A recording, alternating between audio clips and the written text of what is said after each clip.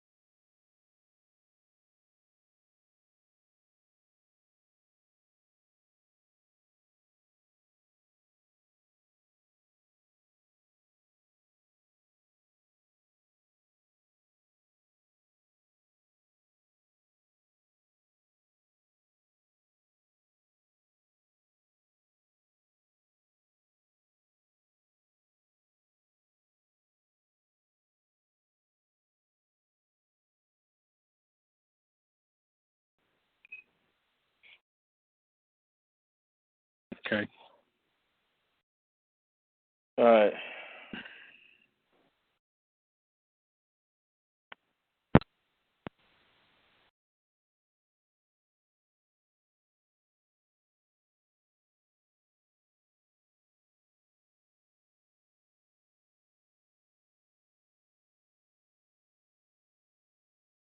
You still there?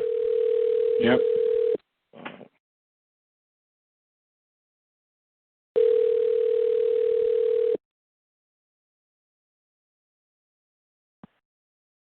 Hey.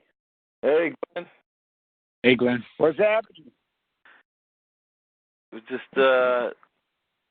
trying to catch up with you, trying to see if you got a package. Yes, I did. Oh, Thank good. you. You're welcome. Is it useful? I don't know yet. Gotta wait for it to not snow, rain, or freeze so I can get outside there. Yeah. Right. I'll find out probably within the week. Okay. But it will serve some purpose or other, I'm sure. Yeah. So, yeah, we weren't sure, like, what... I know you said you had a kind of... Cat food. Melting cat food. If nothing else, that's the biggest problem I have, is that they take long enough to deliver stuff that it freezes, and of course when it comes into this house it doesn't thaw. So to use it, I have to have it near a stove or on a stove. Yeah, like maybe boil it in water or something. Yeah. Yeah. Yeah. Put the can in a pot of water, and it melts.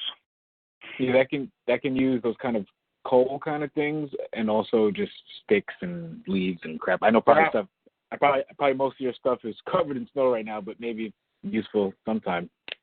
You know. Yeah.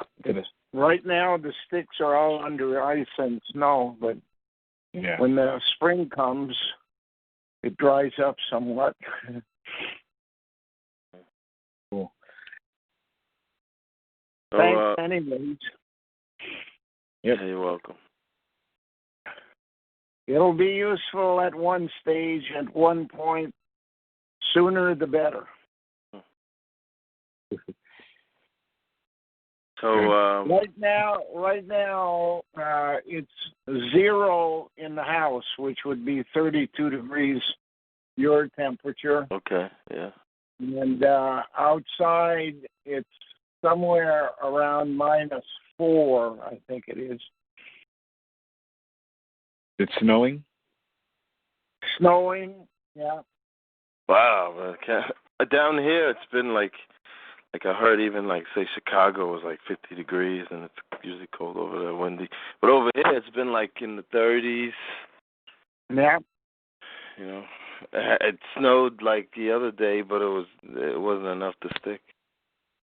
So. Yeah, it's almost 50 right now here. Yeah. Wish I could get some of that.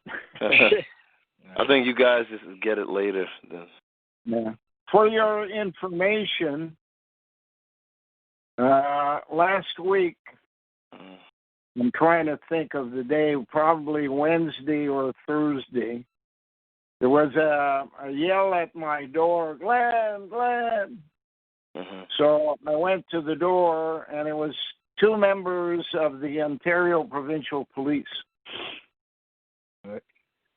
And they said something about they had heard about the conditions that I was living in, and they wanted me to know that there were some charitable organizations in town that could be of assistance, and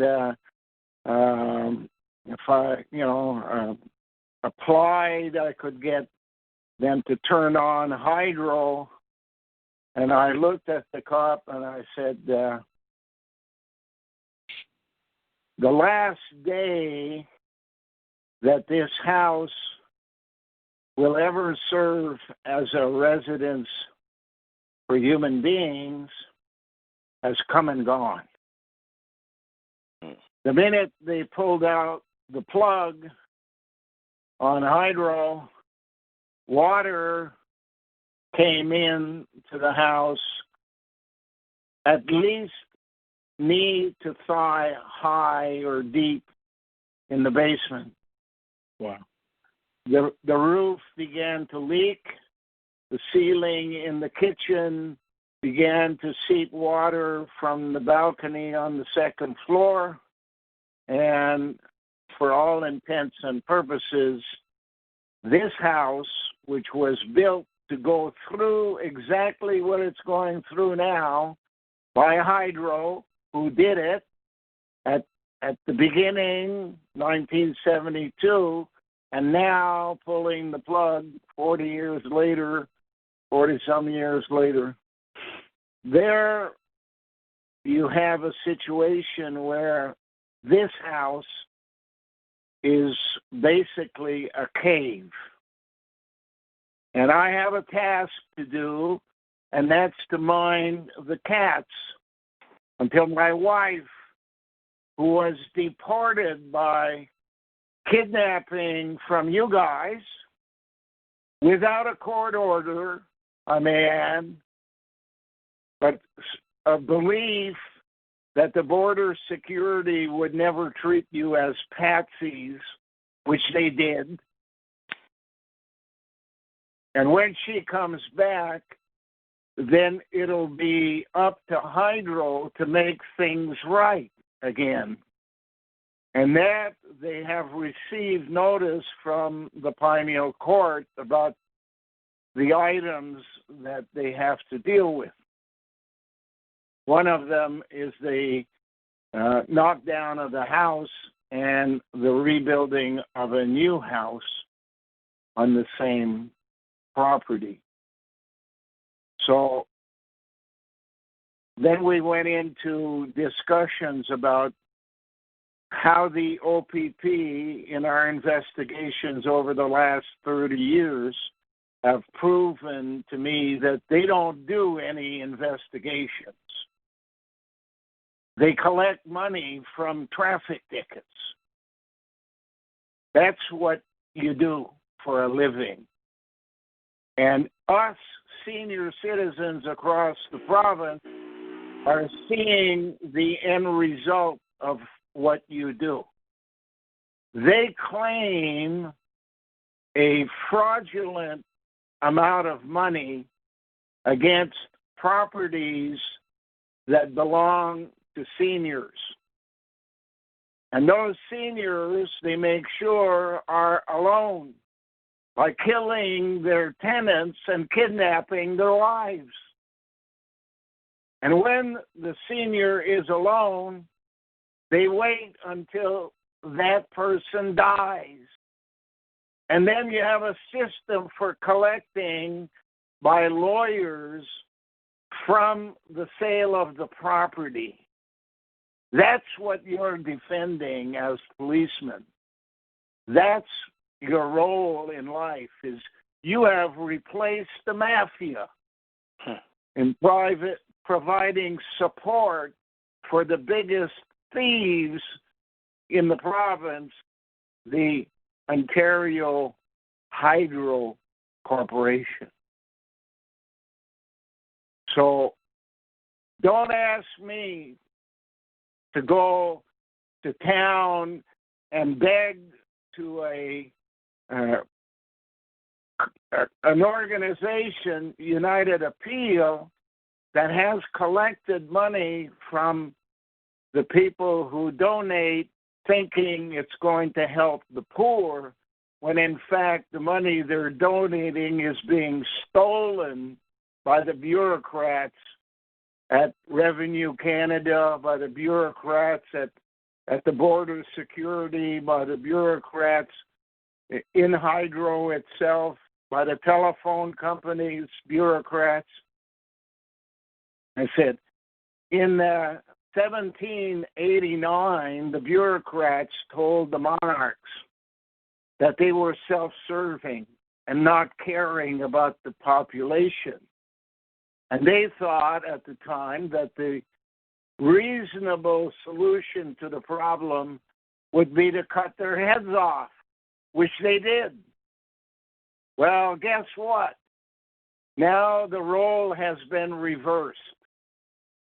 Now it's the bureaucrats that are self-serving and don't give a damn about the population. And if the people of Ontario and Canada thought it was worthwhile to build a hockey rink in December on Parliament Hill, which never got to be used for a hockey game, a professional hockey game, because the weather was not conducive to playing outdoors. Then $5 or $6 million for a hockey rink, if that's possible to be spent without anybody asking permission, I would suggest that 12 guillotines on Parliament Hill would be a better solution. And that the bureaucrats that you guys protect should be walked up one by one and have the same solution they imposed upon the monarchs in 1789 in Paris.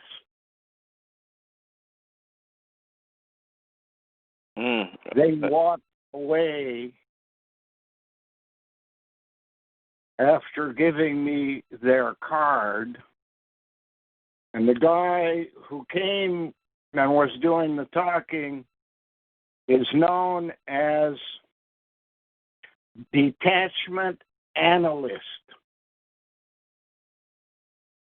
And he said, please call me if there's something you see that we could help with. So I spoke to the cell, and he said, call them up, which I did, and tell them two things. Number one, the post office imposes their reasoning for not delivering packages to me that are bigger than the mailbox. Something they do for everybody else and have done for years, and something that they've been doing here for years.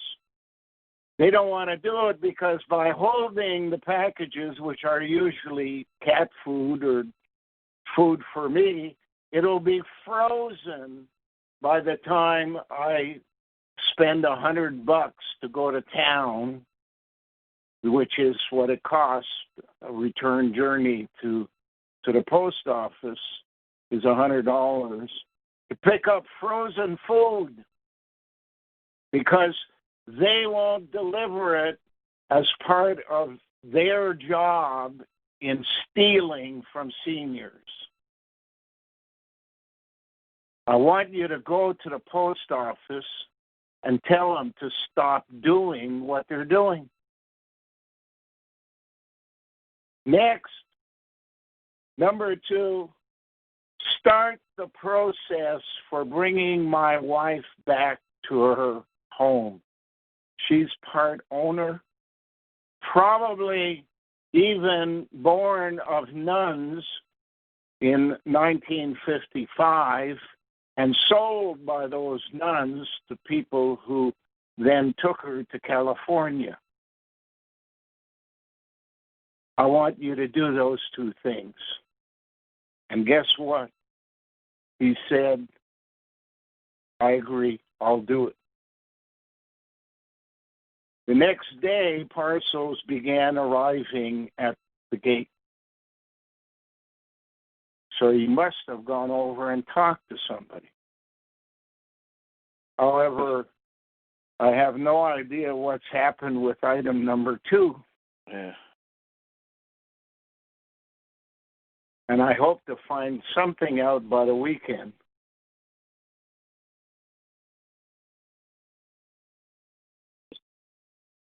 It sounds surprising that they would actually help you out of it. Yeah.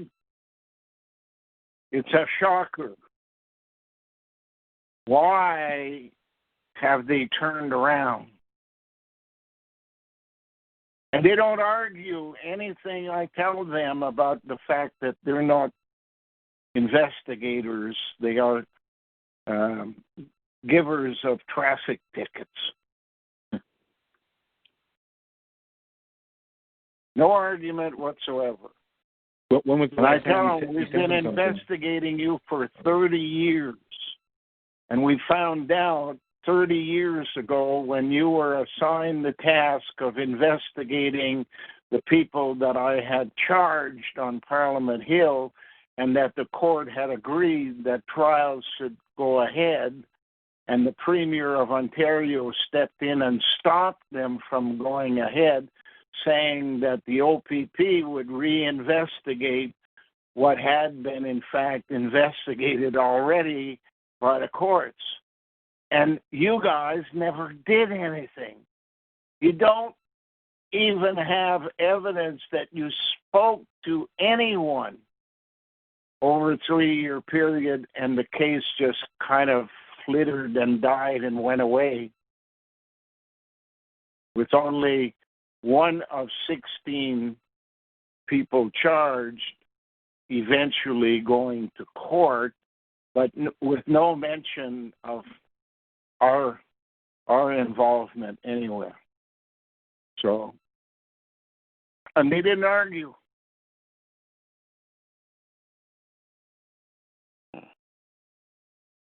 Why? What's going on? What is the change that would cause the police to start becoming policemen again?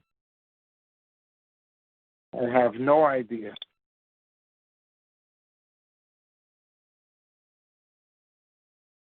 Now, if we could only get the media to start being the media. Yeah. Instead of the storytellers that they are. Yeah. They're able to have everybody repeat a lie or whatever. Yeah. They're able to make something, an illusion, real to people. It seems real to people. So. You got it. Yeah. Yeah.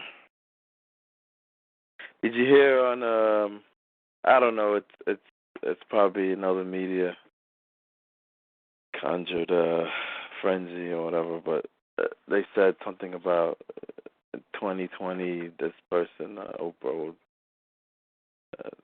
will be running for president.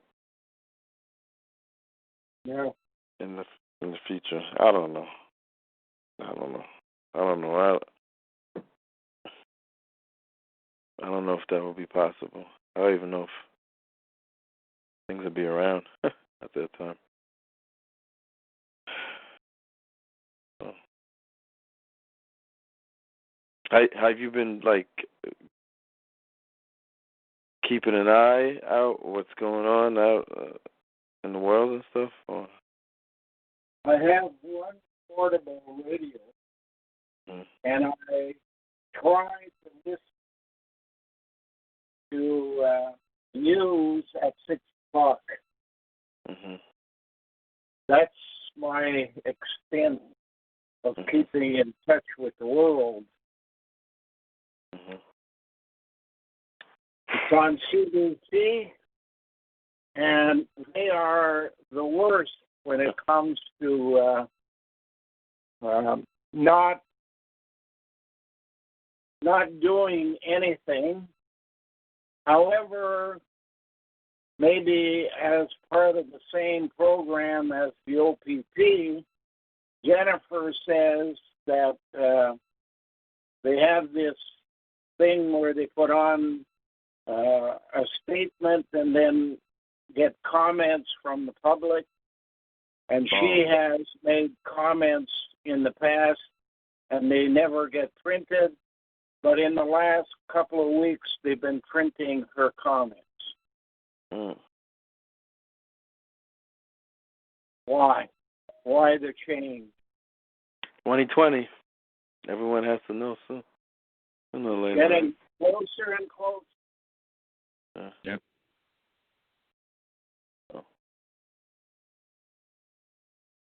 As a matter of fact, the cell told me last week that those people who have listened and assisted in any way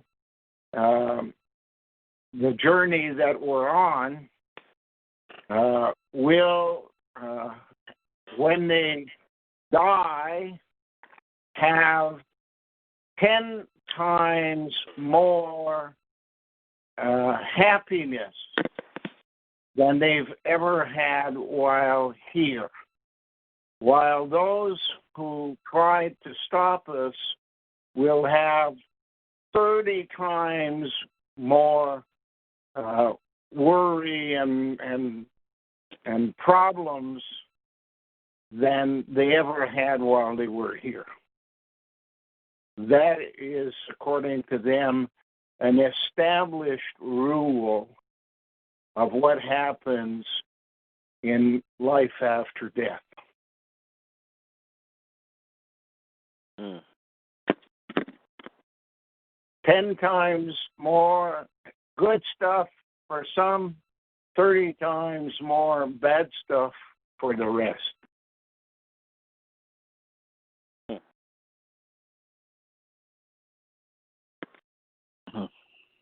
Well,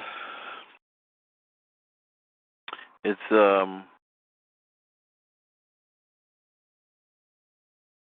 something that I always think about, every day. It's something, when you think about after death and learning and these type of things, it's something. Think of the double helix, which is the symbol for genetics, mm-hmm. and disentangle it, and you end up with two equals. And according to them, and if we understood physics enough, we would know that a person can be in two places at the same time under the condition of a disentanglement. And that's what's going to happen, is that one part dies and the other part lives on and waits to be reunited with a new body.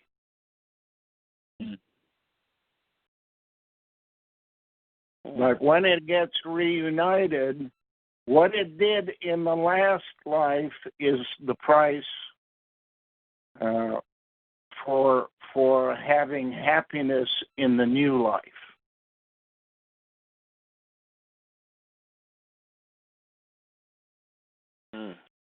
So the ones that get to harm this path that we're on, are they serving that time still here, or will they go to the next universe but have to relearn over there?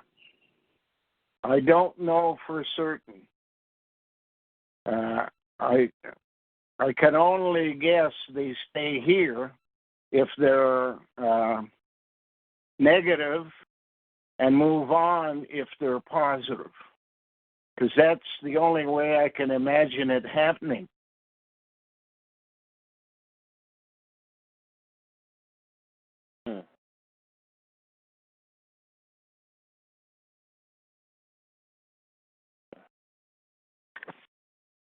Well, like I say, it's something that this picture of fifth dimension, and something I try to understand more, and I try to, what's the word? It's something that's always in mind. It's always something that's always in mind, and it kind of it does affect decisions I make in life. Well, we'll learn more over the next couple of years, at least here we will, whether anybody listens or not after we hear it, and try the best we can to explain it. I'm not a scientist, so I don't have the ability to grasp the details of how all of that genetic engineering can proceed. But I have an open mind that can see the bigger picture. And I kind of get it. Mm-hmm. You know, a lot of details need for me to be clarified. Some of which are too technical that I don't think I could grasp at all, but every day it gets clearer and clearer and clearer that we're heading for a dead end here, and that machines are replacing people. I don't know how it is in your world, but certainly I've been listening to how things happen in California, and you don't have a cashier at the. Oh yeah, that's been around for years now. It's been like that. I remember when they first started with it's like a self-checkout type of thing. That's what they do now. Yeah. Now, when a lot of the phone services, how you with customer service stuff like that. Now everything's automated. Yeah, apparently the reasoning behind it is not that they want people to be unemployed. What they want is unemployed people to agree to fly off into space so that their family they leave behind is fed by their salary. And they need billions of people to visit billions of places in outer space in this universe. No guarantee of ever returning. So normal people would not agree today, but normal people that are unemployed agree to almost anything in order to feed their children and their family. And the Nazi philosophy, one of the tenets in there, they call it altruism. And it's basically means to give your life for that cause. Yeah. Or whatever cause. So that's what they want from us. Give our lives, so that your family can survive. Yeah. So have you been paying attention to that SpaceX program? Yeah. Elon Musk, right, where he makes those rockets that can be reusable. Yeah. So he can send people to space and then come back down. I think he wants to go to Mars this year and drop a Tesla off there because he owns Tesla. Yeah. Yeah. So that could be related to that with these reusable rockets and that kind of technology. That's why they want to kind of divide the world. The space program will be in the north, while the space managers will be in the south. And the two only deal with a common denominator, a place at the equator. But never do the people of the north ever meet the people from the south, because they live in two different worlds. One, get in your rocket and go, and the gang that manages that happening will live in Canada and Russia, and the middle gang of Scandinavia in the middle. Whereas the southern gang will live in Antarctica, while ships can travel from the north to the equator, but no further on both sides. So the orders come from Antarctica will be given to people who live near the equator, and that will then be walked across the equator to the people in the north, and they'll take the orders north where the people are shipped off into space. And that's why all these wars, pestilence, famine, and disease have only one purpose, and that's refugees. Line them up for the task at hand. Send them to the north, and they'll all end up being producers of space travelers. Keep them in the south, and they'll all end up profiteering from the finds done in space by the space travelers.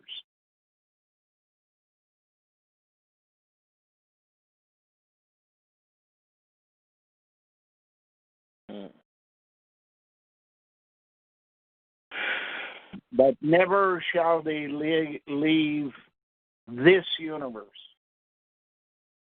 Fifth dimension is the only place where you leave this place and go to a brand new place that has none of this shit they've left behind.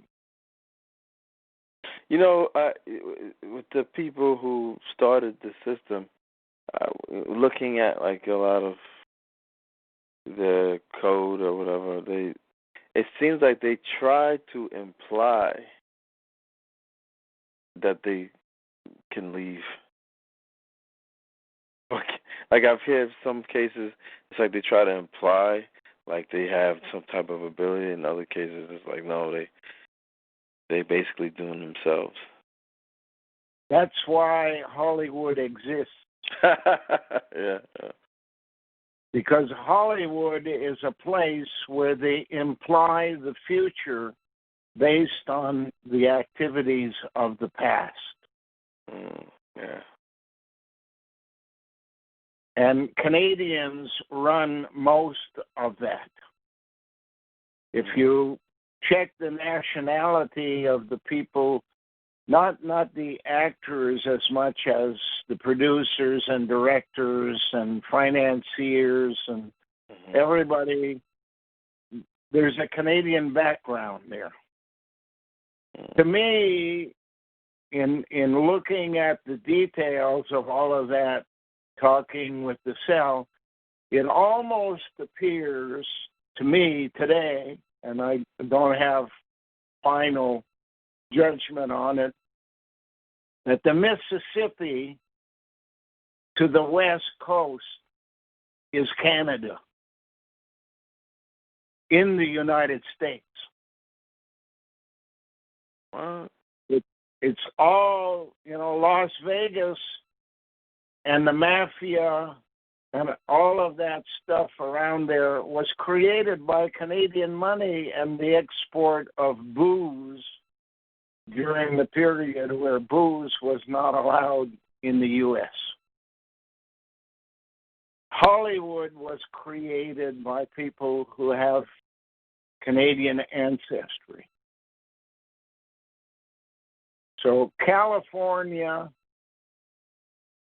and Canada do not start with CA accidentally.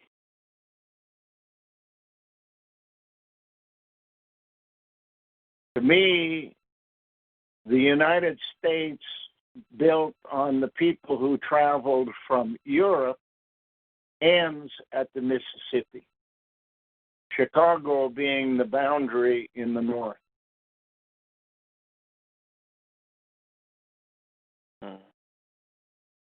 The current change in climate is, in fact, making it impossible for maple trees to grow in the area of the furthest southern place they grow, and making it possible for them to grow in the area north of where they used to stop growing.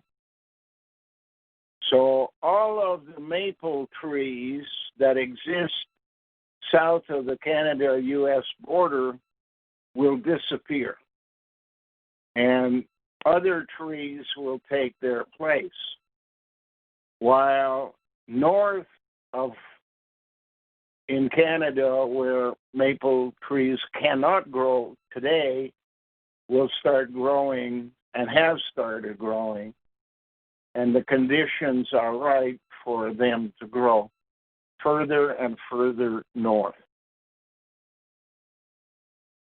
Somebody knew that the day would come when the temperatures would change to that extent that the south would become arid while the north would become fertile.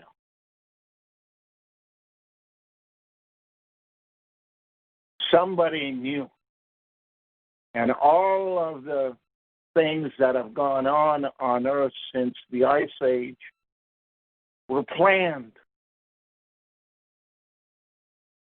Hurry up, use the space as a laboratory, get the answers to all the technical things we don't understand today because we don't have the laboratories that could work out these problems. And when they do, shut the system down, divide it into space travelers and earthlings, and begin the new process of exploring this universe while the control, which is now hidden, can then come out of the underground and operate openly on a green Antarctica.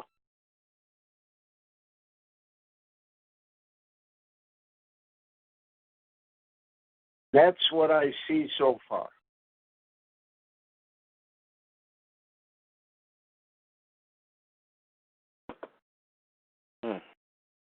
I gotta go because it's gonna be dark in a few minutes, so I gotta feed the goats.